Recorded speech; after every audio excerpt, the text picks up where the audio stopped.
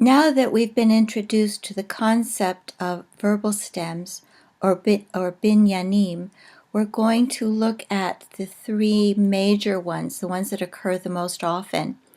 They also happen to be those that are active in voice, where the subject is doing the action. Kal, hifil, and piel. So kal is the most common stem. We saw this in an earlier video. By far, the most occurrences of verbs are in kal. It is the basic meaning for most roots, although there are some roots which do not occur in kal. For example, chava, to declare. Now the piel has a number of variations, ways in which it can maybe take a kal meaning and change it. For example, what is called factative. That is, that in kal there can be roots which are just stative. In other words, they refer to a state of being, or they're intransitive. In other words, they do not take a direct object. In piel, then they do take a direct object. So, for example, Kadash in kal is to be holy. In piel, it is to consecrate something or someone. In other words, it takes a direct object. Avad in kal, to perish. In piel means to destroy someone or something. Another way that the piel can change the meaning is to make it more intense. This includes multiple, repeated, or busy action. This is probably the most common use of the piel. So, for example, in kal, halach means to walk. In piel, it is to walk around. It's repeated, it's going on, it's busy. Shavar, to break, in piel intensifies, meaning to shatter.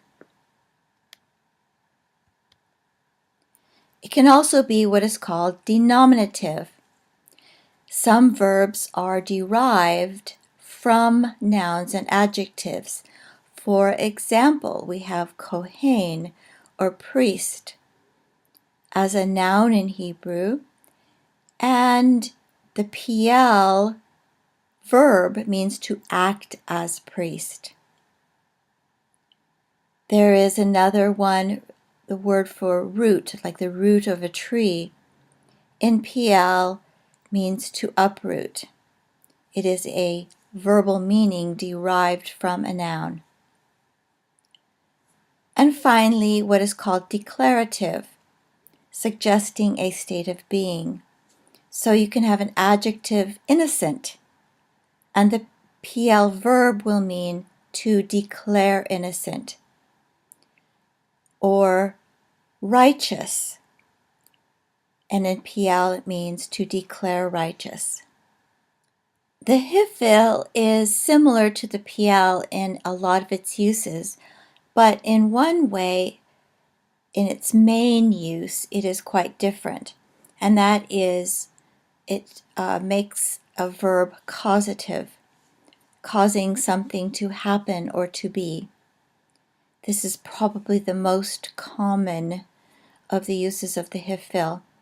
So, for example, while in the kal stem one might reign, in the hifil one might cause someone else to reign.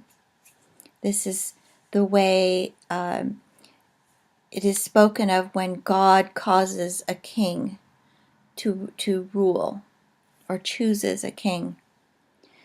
In kal one might trust, but in the hifil one might cause to trust. As in the piel, you can have roots that are stative or intransitive, but in hifil they become transitive. They take a direct object. So in call, to be great becomes to exalt, to live becomes to preserve. There are also denominative verbs, those derived from nouns and adjectives, like to pay attention is derived from the noun ear. The hifil to grow root is derived from the noun root. And as in the PL, declarative. So the adjective wicked in hifil can be to declare wrong, or righteous can be to declare righteous in hifil. Now just some sort of caveats to watch for. It is not always possible to predict the meaning of a verb in a stem by the rules that we have just looked. A verb may occur in both call and PL and not really have any discernible difference in meaning. Sometimes a verb in call can be both transitive and intransitive, but in PL it will always be transitive. Some verbs derived from adjectives in the hifil do remain intransitive, unable to take a direct object. There is some overlap in meaning between PL and hifil, as we've already seen. Always double check the meaning of a verb in a particular stem in the lexicon to really find out how to translate it in a given context.